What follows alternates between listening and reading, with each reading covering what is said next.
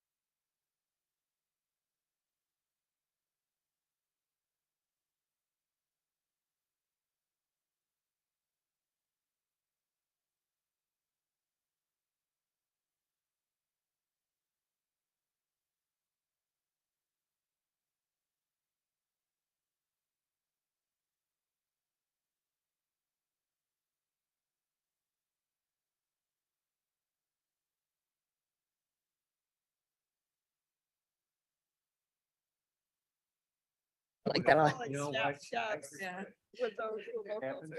morning, everybody. It's time to herd my cats here, but it's exciting to have all this conversation going on. I would like to call to order the Kane County Energy and Environmental Committee today. My name is Mavis Bates, and today is October 13th, 2023.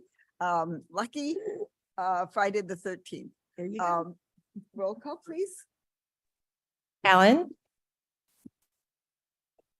Caius. Guys present. Roth.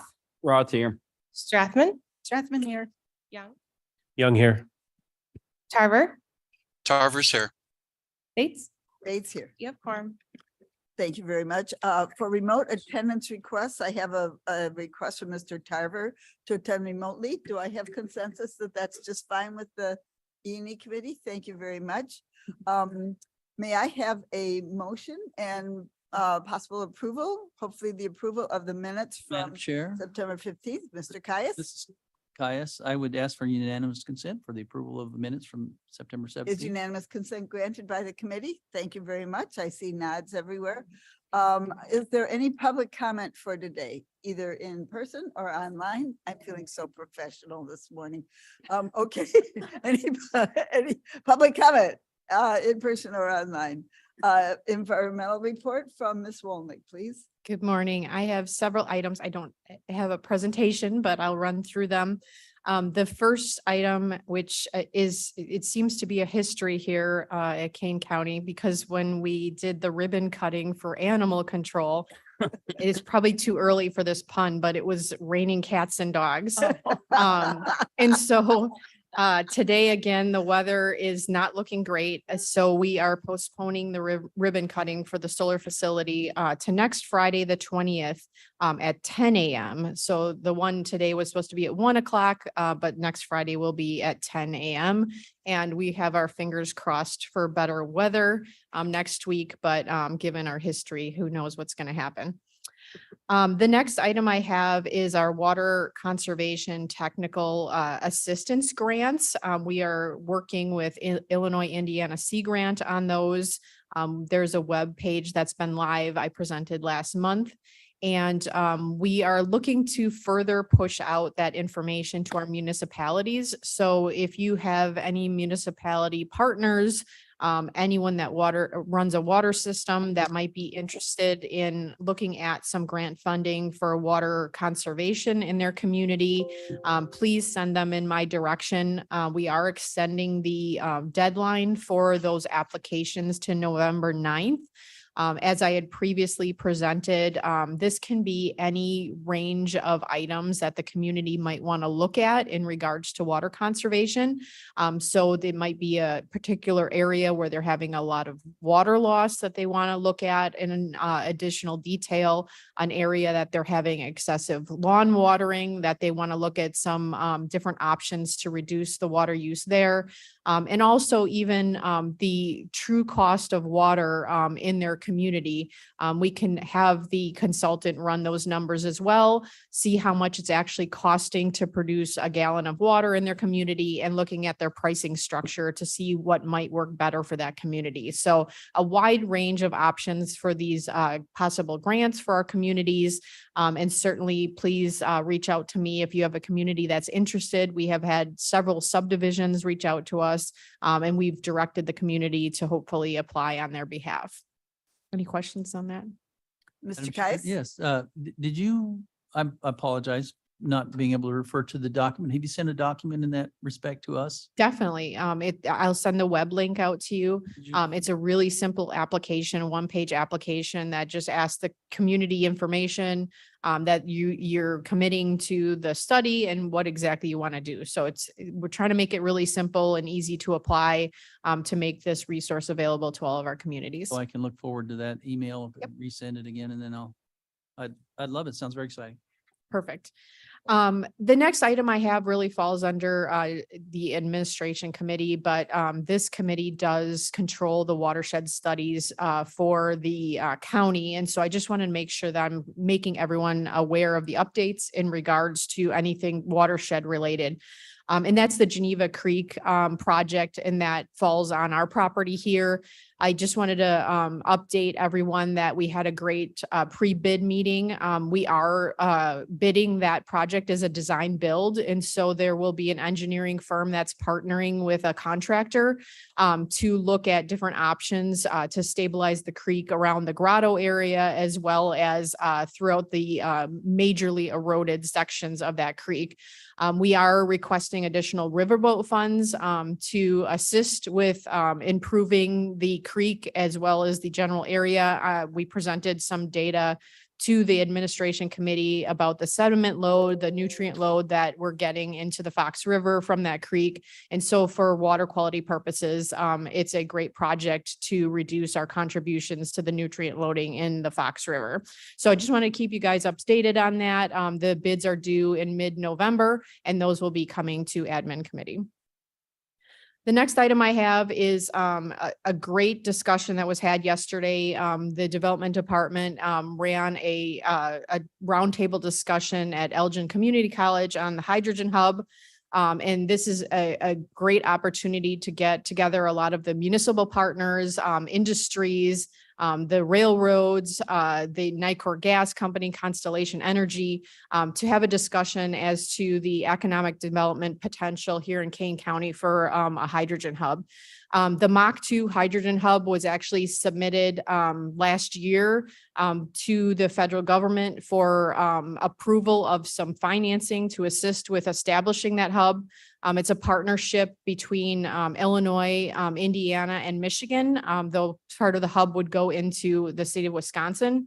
And this morning at 5 my o'clock gosh. in the morning, they announced that the Midwest Hydrogen Mach 2 hub was one of the approved hubs for the $7 billion of funding. And Big so fancy deal. very, Yeah. very exciting and very timely for the meeting yesterday. We're excited for the economic opportunities here in Kane County. Illinois will be using what's considered pink hydrogen, which would be operated off of our nuclear power plants. So that's very exciting. And looking at the different opportunities along the I-90 corridor for us is going to be a great opportunity. Question? I have a question. Yes, sir. Roth here. Roth. When you said pink, what does that mean? There's a whole rainbow of colors in regards to how do you produce hydrogen. Green hydrogen is produced off of a solar or wind. And so pink is kind of the next category as in you're looking at the greenhouse gas contribution. And so you have this wide range of different ways to produce hydrogen. Correct. Yep. Yeah. Gray is cool. Yeah, gray is cool. Yes.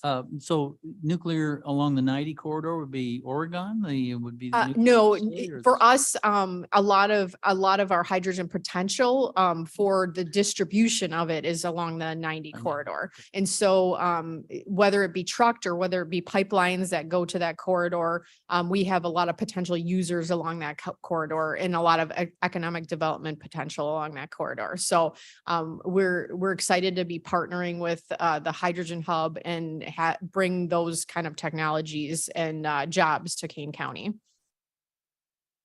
There's one more, maybe. Mr. Roth.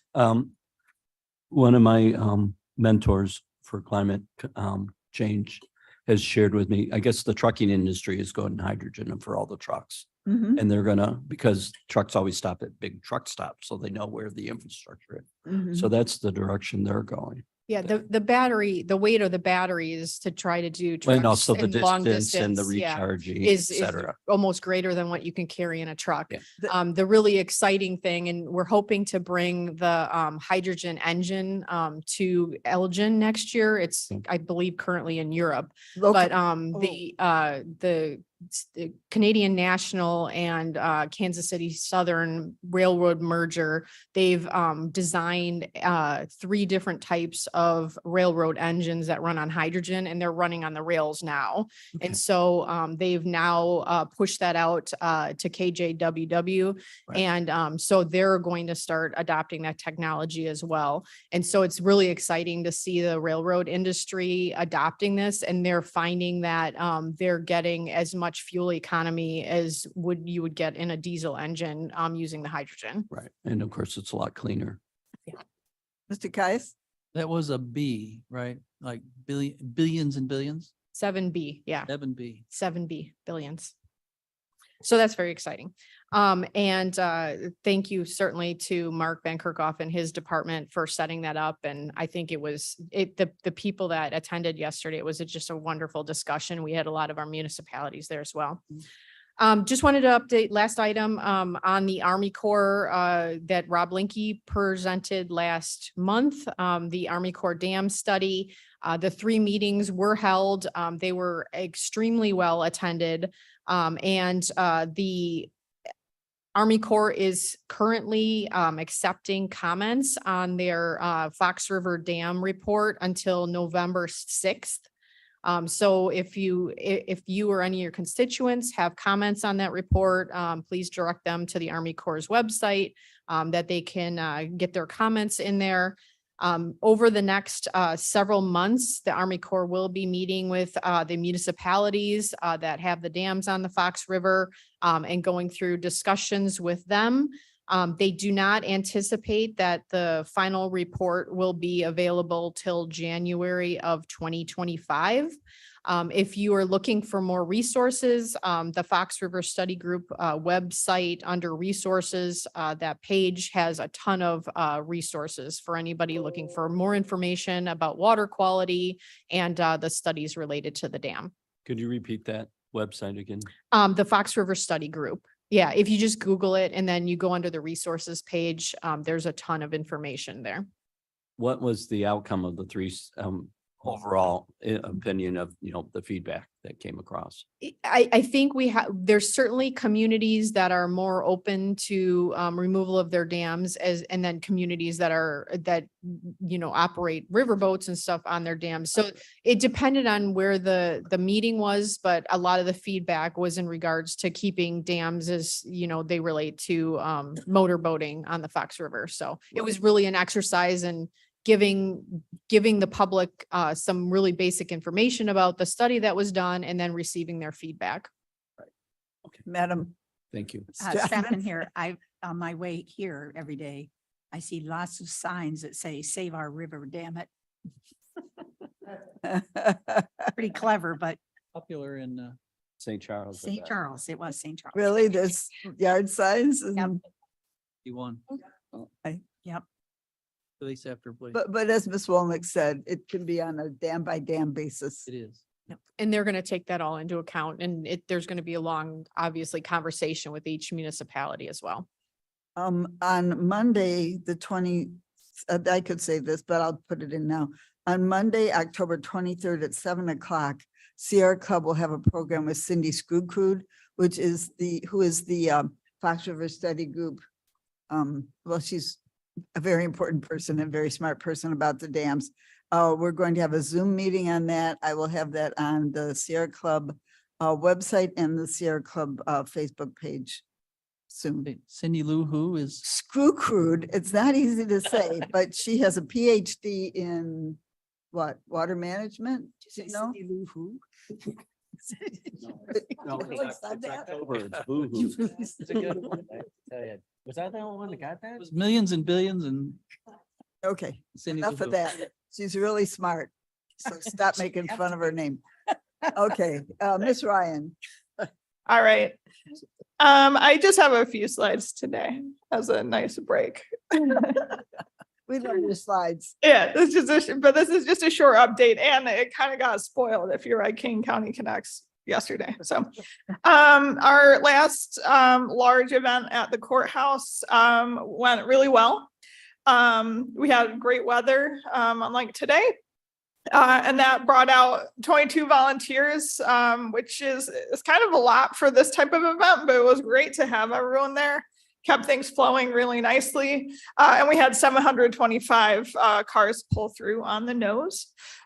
Shredded 24,000 pounds of paper and some change. Collected more than 5,000 pounds of clothing, textiles, shoes, and small home goods. And some of the proceeds of that, of the clothing, textiles, and shoes comes back to the county program. It's not a huge amount, but it pays for the pizza for the volunteers. We collected about 5 totes of latex paint. I know they were happy. I think a contractor came through with a bunch of 15-gallon buckets right at the beginning, so that they were happy. And then we also had a bin for aerosols. There were 273 cans in there, 20 small propane tanks, and 15 child car seats. I had a fun opportunity to give kind of a tour of the site and just an impromptu overview of our program to 8 foreign exchange students who were volunteering that day. They actually came from 8 different countries, Asia, Europe, Africa. So that was a cool opportunity to hear their questions about how things are quite different here than in their home countries oftentimes. And this is just kind of a point of pride, but I've been telling people since kind of like I started doing these events not to come at 7:30, 7:45 and sit in a line that doesn't move. And it seems like people are finally listening. I can't believe it. The traffic was really well dispersed over the event. About 1/3 of people came during the first hour, but then 1/4 were in each of the last 2 hours. So we were kind of, moving throughout the event with only a short lull and no huge lines. So yes. Just some pictures from the event. These are from Brenda Bushbacher from the public information. The larger group, those are the student volunteers. There's our paint station, clothing station, and then some other folks helping with their shredding. I guess I'll mention too, since I talked about the student group, we do actually have support at these events often from the City of St. Charles Police Department's Community Restitution Program. That's a good opportunity as well, just to get folks out and helping their community and doing what they need to do to kind of get back on in good standing publicly. And yeah, I'm happy to have those folks as well. We do have a pumpkin smash coming up. For those that aren't familiar, this is an annual program that's kind of spearheaded by Scarce. Scarce is a organization, a nonprofit out of DuPage County that is focused on recycling and reuse of and composting, basically any activity that keeps a material out of landfills. And they kind of help publicize and coordinate these pumpkin smash or composting events across the entire state at this point. But it is mostly focused in the greater Chicago area. They set a date for them. So our smash and most of the others will be on November 4th, a Saturday. From 9 a.m. to noon, but there are a few variations on that. The county event is going to be, as it has been in the past, at Pushing the Envelope Farm, which is on the east side of Geneva. We actually have, I won't say competition, but we have there's another event in Geneva on the west side this year. being hosted by the City of Geneva Natural Resources Committee and also the Park District. They reached out to me really early and we talked about, can Geneva support 2 events? Does it make sense to do it this way? And we're just going to see for this year. I think, if our event is not well attended, we may not do one next year if the city does. I don't need to have ownership over that, or maybe we'll team up. Have to compete about. Exactly. Maybe we'll team up for a mega pumpkin event. I don't know. We have actually in the county at least doubled the number of different sites than we did last year. Village of Hampshire is having one for the first time. Elgin's has been ongoing. St. Charles has been ongoing. That other Geneva one is new. U of I Extension is doing one at Aurora Elementary School. That one's actually going to be on the Friday before. I'm guessing maybe when parents come and pick up the kids, or maybe right after school, they go home, grab their pumpkins and bring them back on that Friday. And then Plato Township, I believe, is still working on one. They're having some problems finding a place that'll take the pumpkins without charging. So, These all go into compost at, I suppose, pushing the envelope farm or someplace like that. no, so probably most of them, so the Geneva one, the other Geneva one, they're actually tilling them into the soil of the community gardens. They're having it at the site of the community gardens, which is just across Peck Road from our solar field. That's where their event's going to be. And they're going to put them straight on those community garden plots and till them in. I believe the Elgin and St. Charles in Hampshire ones, those get hauled to like a commercial composter. Okay. I don't know what U of I is doing. Okay. Scarce website has the list of all locations in the state, and our website as of yesterday also has a list of all the Kane County locations. So just one other quick update. I don't have a slide on it, but we are working with a group of other counties and also the municipal mayor caucus.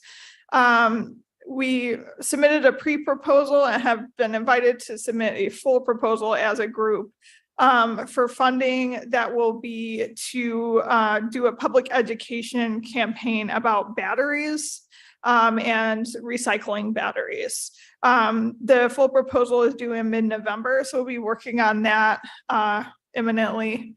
I don't foresee any of the money coming directly to the county, but it would be for a regional campaign that would definitely run in the county and benefit our residents as well. Because I just skimming through, Sarah sent me some of the waste management results from the Climate Action Plan survey. Batteries come up a lot. People are confused. They don't know how to get rid of them. So yeah, I'm excited for that. Hopefully we'll get it. Yeah. I know some retail stores offer a drop-off box. I think Ace did at one point. I think it'd be nice if the county could identify, locations and let people know, because that would clear up a lot. We got Kane County Connect. Yeah, I have a map of those on our website. It probably just isn't publicized well. Right, and that's So the thing. can run it again frequently. Thanks. I think that's me. Thanks. Hi. Good morning. Morning. Where am I pointing it? Oh, hey, you have another slide. Oh, whoops. Pumpkins. Look at them. Now I next, put pictures we'll on. go to Miss Sarah Hinshaw, our new sustainability manager. Not totally new, but fresh. So moving on to sustainability, Sarah Hinshaw. There we go. Okay, so this is for the resolution for the stream gauges and the rainfall gauges. There's 4 of them located. I'm not 100% sure, Tyler Creek and a couple others. They have been going on since 1998 is my understanding. So we're asking the resolution to be passed again for around 69,000 through ARPA this year, funded through ARPA. Any questions? No, may I have a motion, Caius will move. guys? Strathman, Alan? sec- Everybody's fighting. Okay, any questions? Mr. Young? Hi, David Young. So you said there's 4 rain gauges that we're gonna be is it replacing No, or? we're funding to run them. That has been going on for, right, 1998, yeah. And how long is that? It's partnered with the USGS And how long does that $70,000 last? for 1 year. And this is a joint, I read this is a joint program. Yes, with And- USGS, yeah. Does that mean they're paying half of that? The actual cost is $140,000. So roughly that's $30,000 per rain gauge to what exactly, I mean, what are these rain gauges? I mean, why is it so expensive? It's 30,000 per. I know. That's my question. Yeah, well, I know they're very valuable, and just in terms of data to have, that it's a constant data that you have temperature, depending on the gauge itself. Like muffins, depending on the gauge itself, you can have, all pH, different things, oxygen levels, that is pretty much a constant, data set, which is pretty awesome in itself. They're all over the country, through USGS, yeah. And in terms of pricing. Yeah, it's not double. They do discount it for us. Over the years, that split between the county and USGS has increased. So the county is paying more of a percentage of the cost of it. They do monitor them frequently. They're constantly getting, plugged up with materials because they're actually in the rivers. And so there's quite a bit of maintenance that's involved with that, as well as the interconnectivity with the website. These are certainly critical to us as we see greater and greater storm events that are occurring. Our residents do follow these rain gauges, especially during the winter when we have ice jams along the Fox River. It's an early alert system to them that they need to start sandbagging. And so it's a property damage issue as well as the modeling and protection of future homes for us. As a follow-up, Mr. Young? as a follow-up, okay.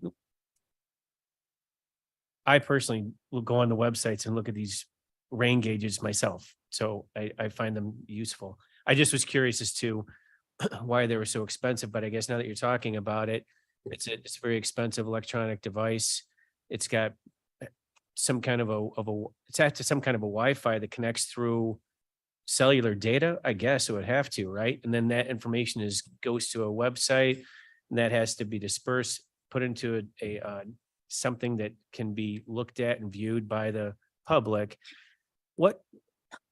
So I'm for this. I just didn't know they were that expensive.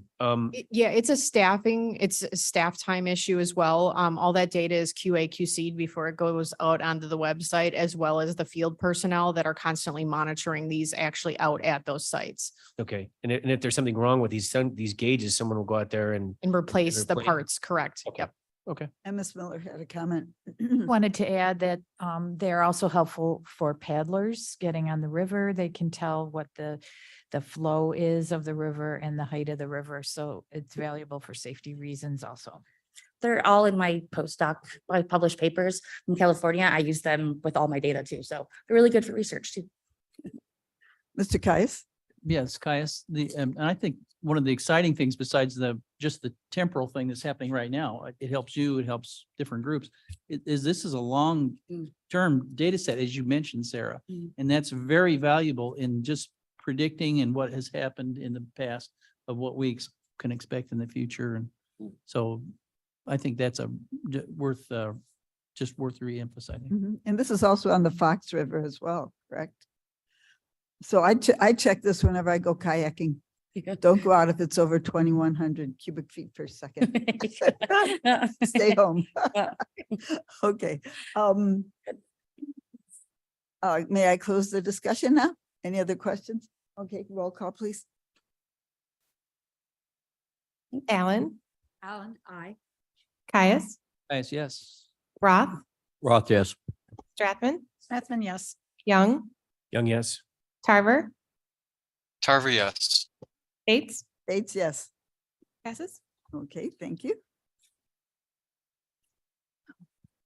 Okay, so I've been working with the EV readiness program. We were in the first cohort, but there was, I got here and they're like, hey, can you finish this in like 3 weeks? Nope, I can't, because it was not nearly ready yet. So just, it was that transition between the two different people. That's the only reason. So they put me in the second one, which was fantastic because I was kind of playing catch up on things that I wasn't understanding without going through the presentations. So we will now wrap up in April. I'm well ahead just in terms of the background information than where the second cohort is. But we should be hopefully finished earlier than April with the whole program itself. So I've been updating the website. So this is what our new website kind of looks like. Our front page kind of talks about the program itself. I can't see that far. The has links to like the Greenest Region compact on there. And then you can see at the bottom, it says like, please stay tuned because I'm going to continuously update it when I get to those certain parts. So here's just a couple of the pages. Yeah.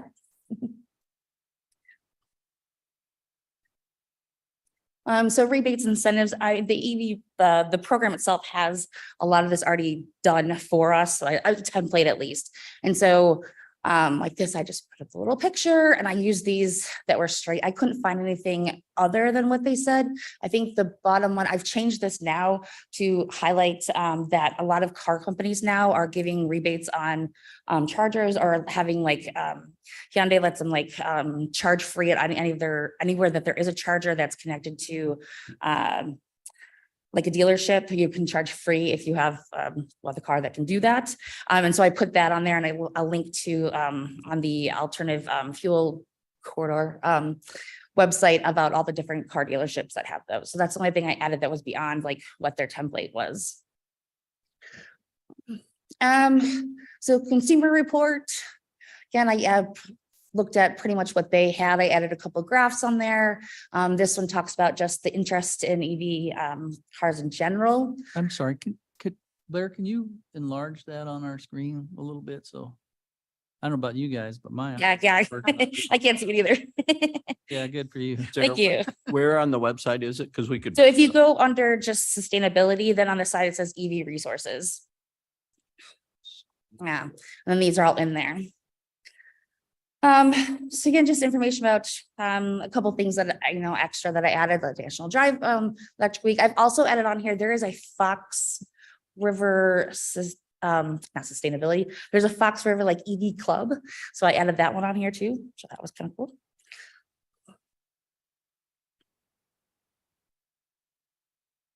Yes, I do. That's what I'm trying to hit over here.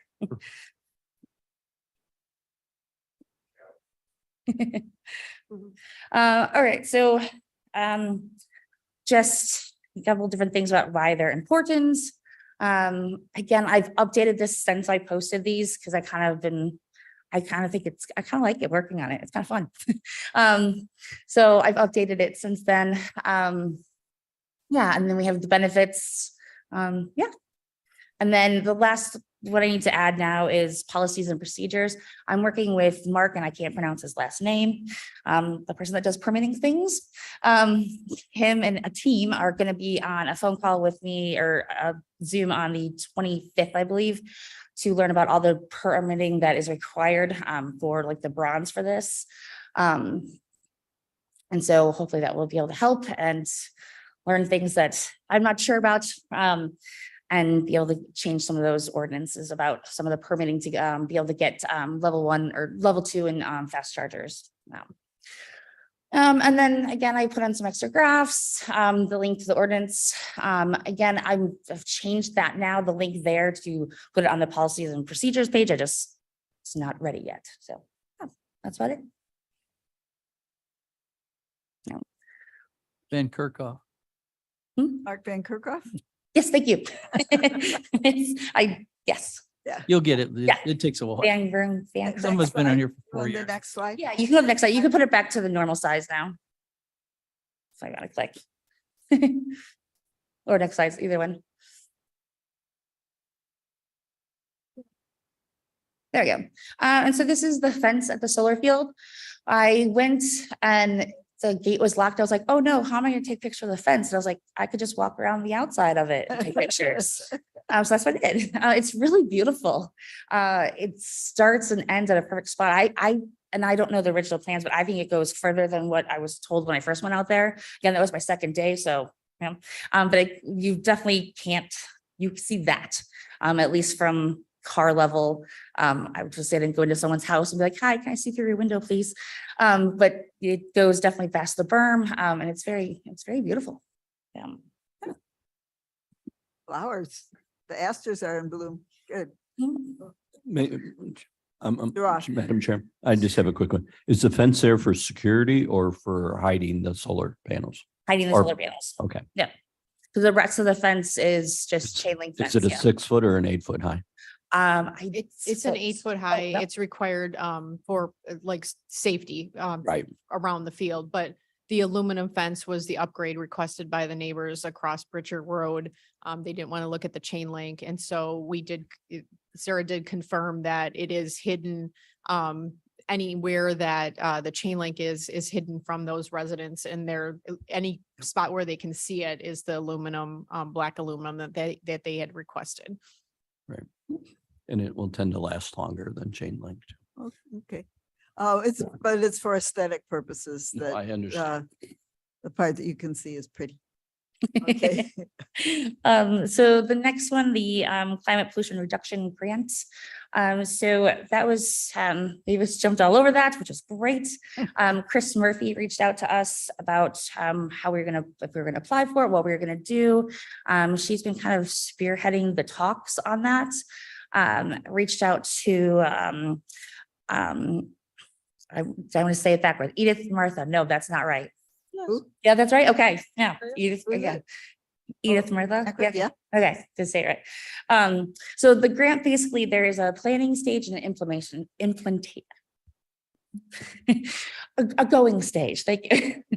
The planning stage is with the mayor's caucus. They were awarded, I don't know the top of my head how much money to basically finalize their plan, their 2021 plan, their climate action plan. So we are going to follow their plan. You have to kind of follow your neighboring plan as your principal plan. So we're going to follow their climate action plan in doing the implementation part of it. We are trying to make a coalition. We've reached out. I talked to, again, names. I talked to somebody yesterday from Aurora. But yeah, that's Martha something, I believe. Martha Paschke. Thank you. Martha Paschke, she's our new our new innovation officer. It was a great conversation. We talked about differences between how towns might look at it versus Kane versus unincorporated, how we could actually, what's the best way working forward. They were kind of considering them doing their own. But we have a list of people that we want to reach out to throughout the whole county, and maybe even I'm meeting with someone from Will County and from Elgin on Monday to kind of talk about how we work together. The bigger, the better. It's kind of what we're going for. And then what we're going to do with it is a later talk, Okay. and how we're going to use the funds. Yeah.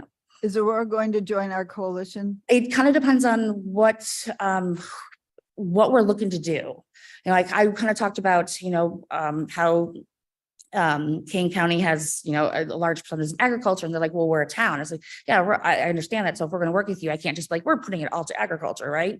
So we want to make sure we kind of talked about each group that kind of wants to do it together, kind of putting a list of like your top 10, and then getting together as this giant group sometime and actually, coming to a pinpoint of what we want to do.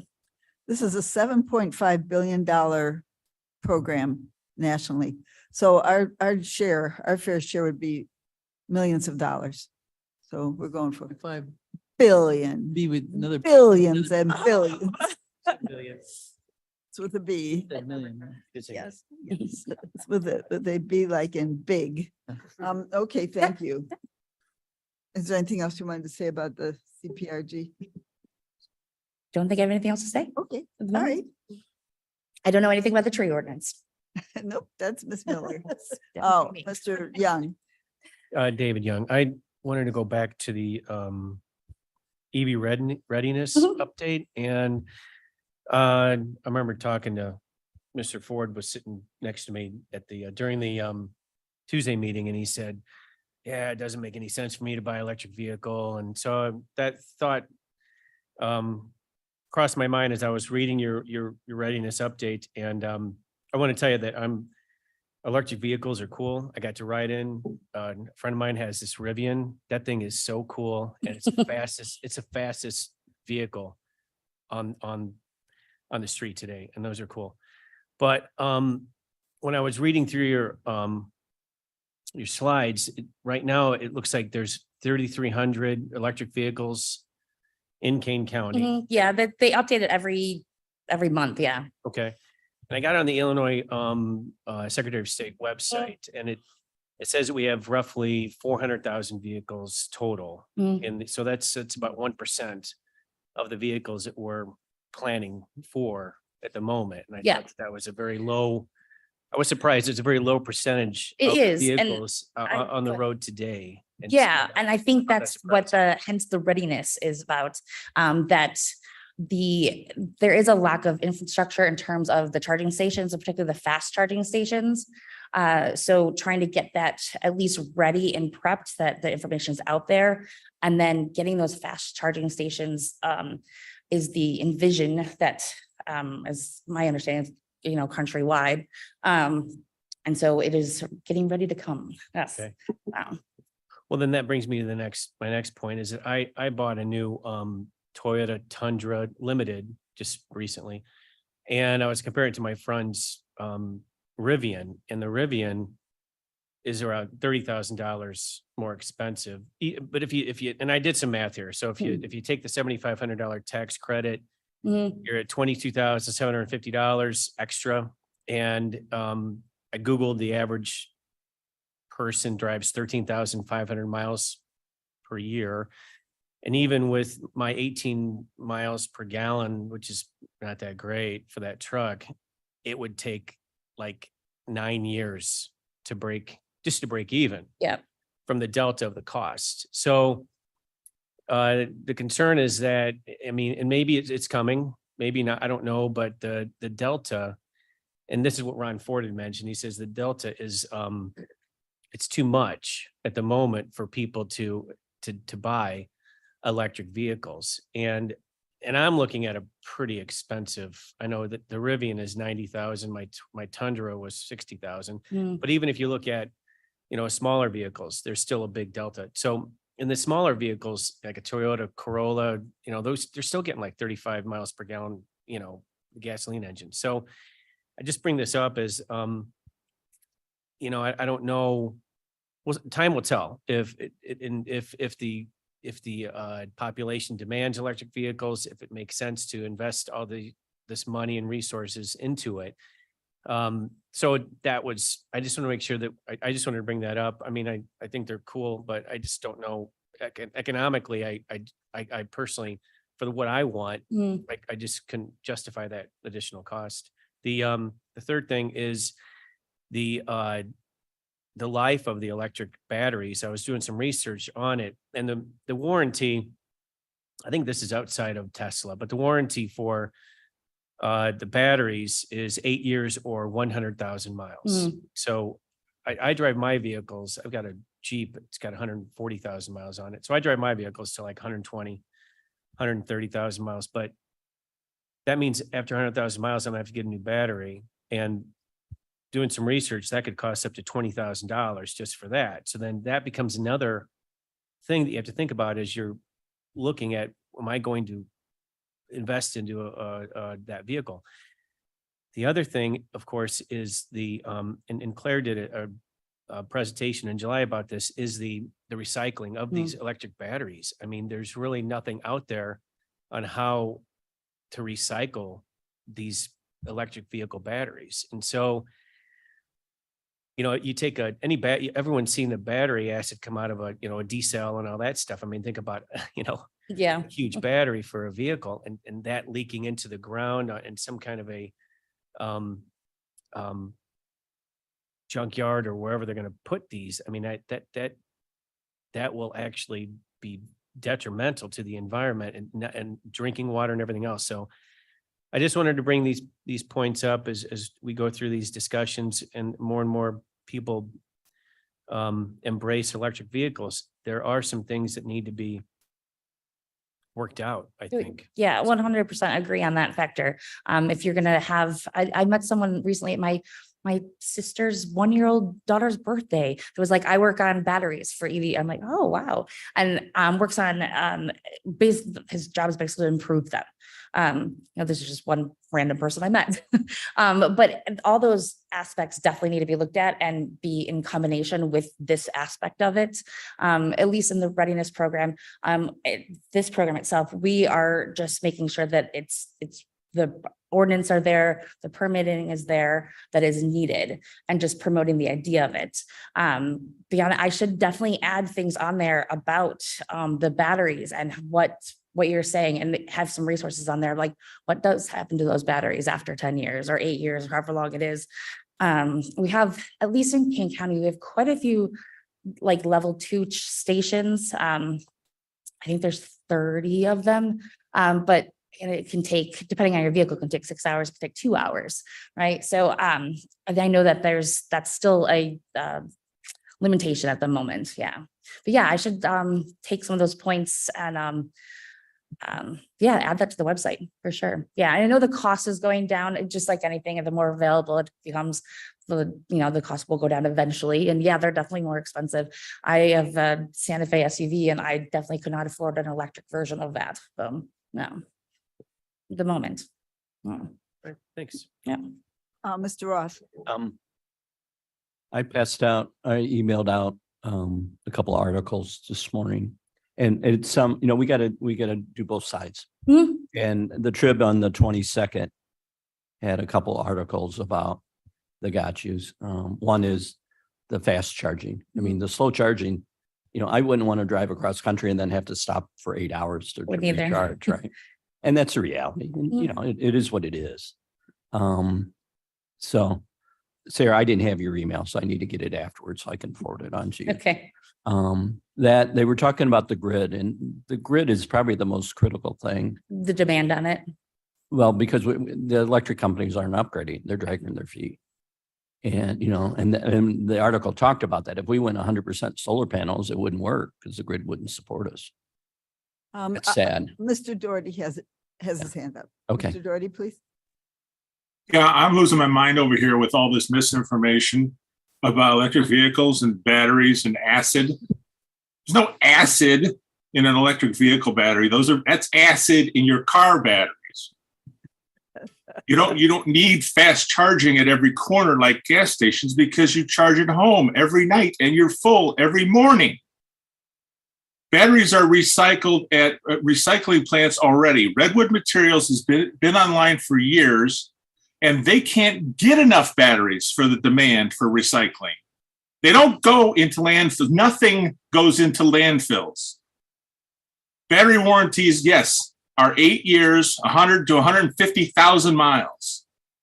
I'm sorry, are you guys buying gas cars that have more than 8-year warranties on them? No, they last longer than that. Just because the warranty is 8 years does not mean that the battery just shuts off after 8 years. There are cars out there, electric vehicles running with 1 million miles on the original battery.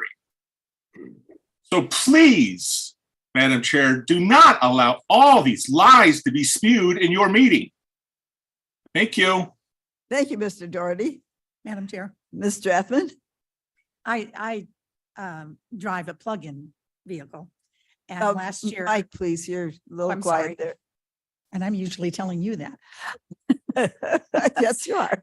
I drive a plug-in vehicle. And last year I went from Illinois to Colorado, and we called in advance to see where we could plug in, and there were no places. Yeah. We called 5 different hotels and motels and said, do you have one? And nobody had one. So we did, one place said, oh yeah, we have one. Well, we got there and they didn't. So my husband, in his ingenious method, unplugged their Christmas lights and plugged in our car. So there are ways to travel, but I'm fully in support of getting ready for this. And it's also, transition times are tough when we transition from, fuel, whatever was, powering our cars. And I love my electric vehicle. It's great. And I did not pay 60,000 or 90,000. No way. Mr. Caius, are you going to say anything? Thinking, I don't know, there's just so much. Thanks, Mr. Doherty, for your comments. I think we also, to Mr. Young's point, I think we may have as much or more of a problem just recycling the cars. The new cars nowadays, whether they're gas or electric, are primarily plastics. And that those materials will probably be more significantly more difficult to recycle than the batteries themselves, which are units of chemistry that we can handle. The plastics come from so many places, and which include bumper to bumper frames, everything. So to your point, I think we'll need to be on this whole thing to make sure that when we do have our 400,000 vehicles in Illinois, we are able to recycle or do something other than drop them in a landfill. But, and I do take Mr. Doherty's point that your use of dump probably is a little antiquated. Okay. It's a sanitary landfill. I'm going to call on myself next. Okay. Ms. Bates, thank you very much. I drive an EV. I paid $23,000 for it, not 90. I think there's plenty of EVs out there that are affordable and great. I have solar panels. I am driving on sunshine for free. I believe that I want to thank Mr. Doherty for bringing up so many great facts about electric vehicles. And I also want to say that there's a 900-pound gorilla in the room, and that's climate change. Absolutely. And the world is about to fry like an egg on a griddle if we don't do something about greenhouse gas emissions immediately. And so not only is an electric vehicle fun to drive, it's not a toy, it's a transportation, silent, very, very nice to drive in, but it is helping to curb these greenhouse gas emissions. So and in driving a gas, an ICE, we call it, internal combustion engine, there are external costs that are not being paid down by the driver of the car. The asthma attacks of the kids being attacked by the pollution from the internal combustion engines. There's plenty of other costs being involved with that the driver isn't paying, but that the world is paying for you. That's enough for me, Mr. Young. Oh, yeah, thanks. I have a question for Mr. Doherty. What was that website where they recycle the batteries? Redwood, you said? It's a website. It's a company. One of the guys who started Tesla now started a company called Redwood Materials, and that's what they do is recycle all batteries from cell phones to electric cars. Redwood Materials. I'm gonna look at that. Thank you. Okay, Mr. Roth. That was one of the additional articles I sent about solar panel recycling, which we need to develop. Okay, thank you for bringing these beautiful. Yeah, and I emailed them too, except for Sarah, sorry. So read them, and there again, we got to just look at everything. We can't just, only paint. I fully agree. I know one of the arguments is, okay, we're going to electric cars, but we're still getting our electric from coal and, not clean energy. Well, it's all moving in that direction. Right. It's gonna take a while. Yeah. And we need to identify the issues and address them. I mean, they are working on making recyclable solar panels. Yeah. The technology is moving forward all the time. Exactly. Miss So, Anita Lewis. Yeah, I just have might be a stupid question at this point, but what about the hybrid cars that, are the gas and the electric? And if I go get one of those as like my compromise, is that a good thing? Go ahead. Oh. Do you have it? Opinion on I that. have an opinion because you have a plug-in hybrid. No, She's talking about pure hybrid, not plug-in. well, Right, not you're talking plug-in at about all. compromise. The compromise for me is that, and Ms. Strathman as well, is a plug-in hybrid, which seems to me to make the perfect sense, is that I drive my 26 miles on electricity. And when I run out of electricity that I paid $14.20 for at my house last month for my entire electric bill. it switches over to automatically to gasoline and I get approximately 47 miles to the gallon on a hybrid, Right. which is way better than your 17. Nay, nay, nay, nay, nay, nay. Wood recycling, sorry. Okay, Madam, Ryan, Ms. Ryan.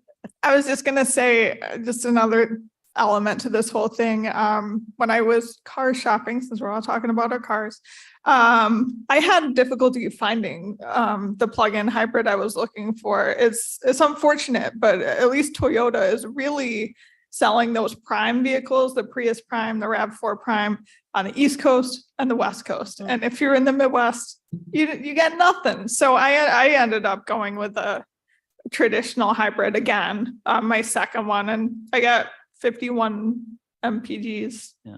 Mine actually came from Seattle Yeah. because of somebody had it and then they traded it in. Yeah, So you couldn't get the new one. here. MPD, what is it? MPG, miles per gallon.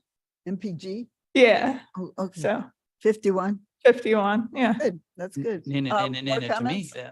Okay, I drive pretty slow. my comment about hybrids comes, I think probably from Sierra Club, but we are hoping that the problem is that hybrids right now are sort of a co-optation, or I don't know what the right word is, but that they're not plug-in. They're still just gas cars.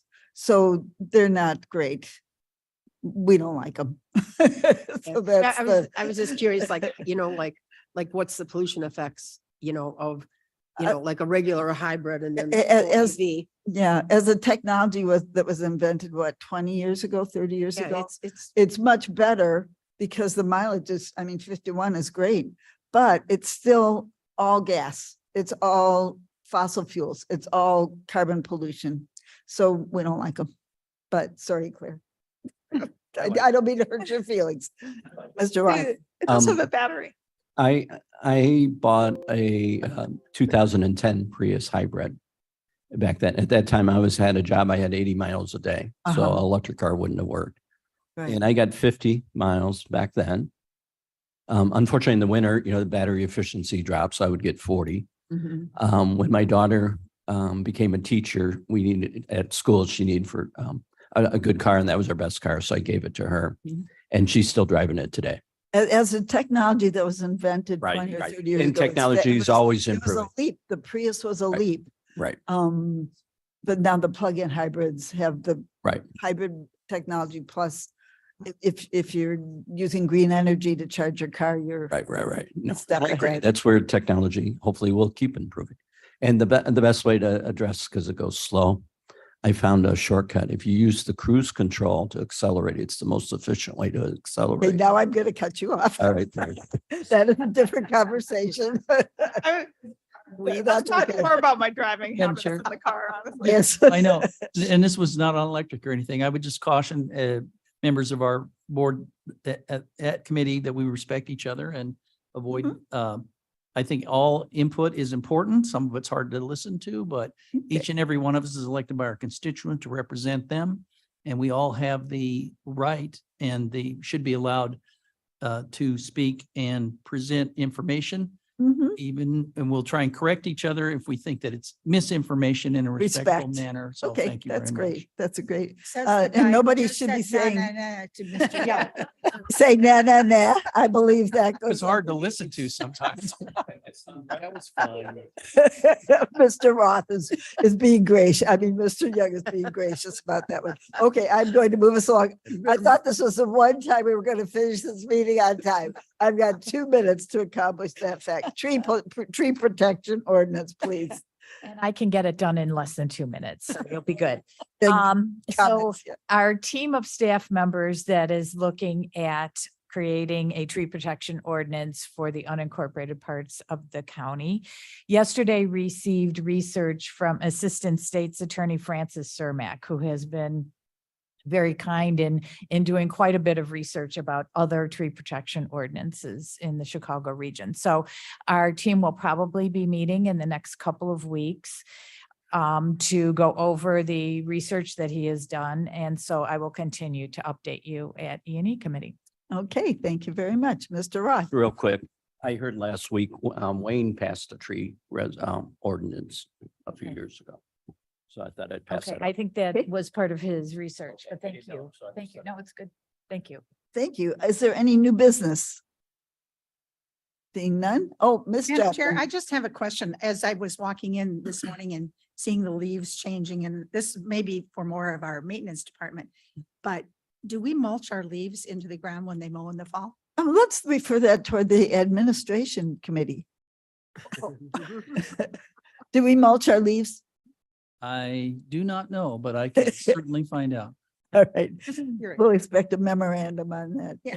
Any day now. Okay, well, Short answer. that is a good question. You can just mow them right in, right, with the mulching mower. Okay, any other comments? Mr. Roth. I have one. And it came up at the administration meeting. What percent is the county at on LED lights? Because I got the impression from Tuesday that there's still a lot of lights that are not LED. That's correct. Okay. Did you want to take No, this? go ahead. Um, You're the person. Yeah. We're working, we had a 2010 federal grant that was used to reduce the number of bulbs that we had in many of our facilities out at the Judicial Center, which is probably our greatest number of lights. They did do some demonstration LEDs at that time. The staff, Roger Fonsack's staff and building management are working with an electrical engineer, and we'll be replacing all the parking lot lights out there with LEDs and dark sky compliant fixtures, as well as looking at both the JJC and the JC.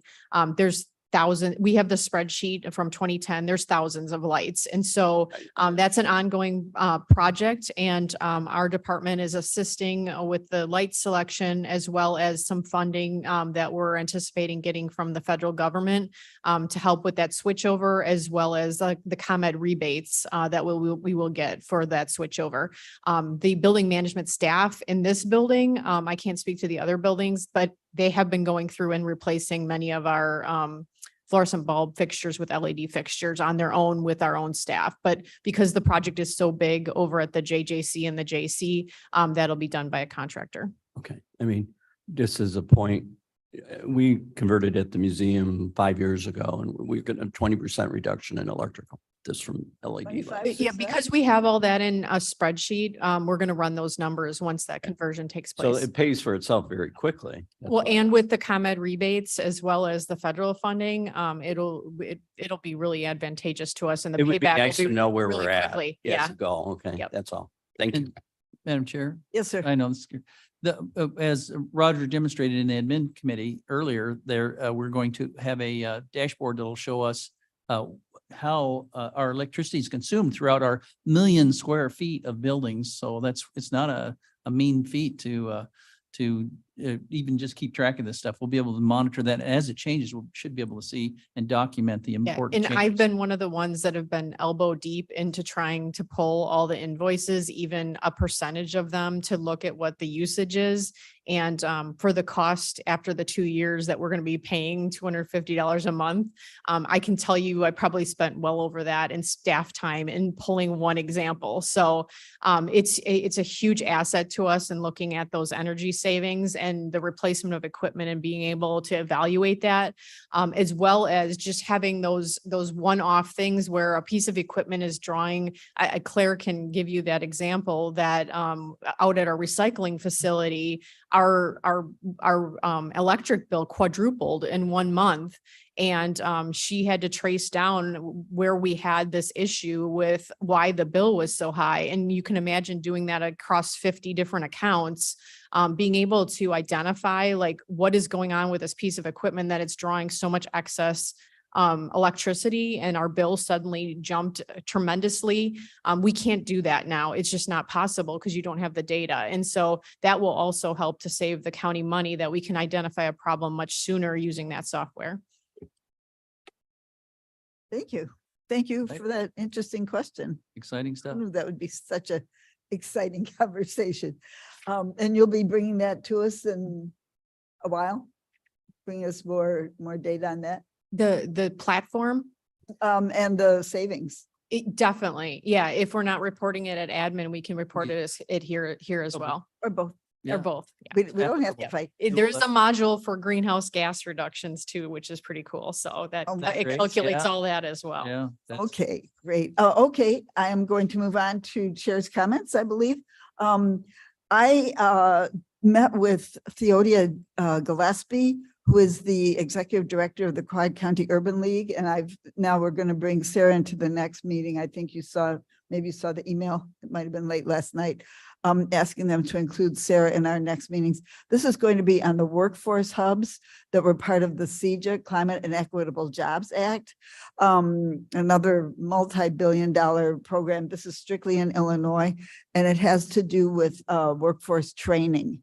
And so 13 hubs were designated in the state of Illinois, and Aurora is one of those cities. And so the deadline for the grant proposal is next March. They extended it. And Quad County Urban League, maybe Wabansie. I told them that King County would certainly want to be a partner with that. So that's something else exciting. It's for training for solar and green energy jobs. And so Quad County Urban League is pretty well situated position for that. They have a solar training program for their students there. And but Wabansie, I contacted the president. I wanted to talk to Wabansie, and somebody gave me a name of this guy, Brian Knettel. Well, turned out it was the president of the new president. I just didn't know his name yet. But so he and I have been emailing about this program. So he's going to get back to me and I'll get back to him. So that was exciting.